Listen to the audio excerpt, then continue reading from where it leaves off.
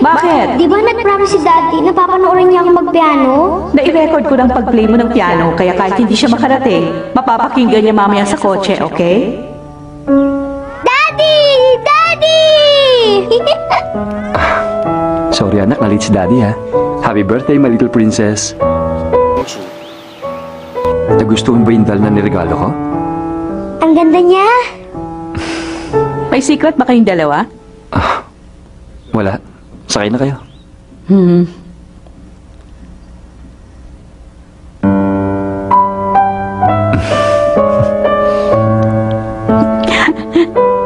Alam mo ba kanina, pinuri ng piano teacher niya si Michelle.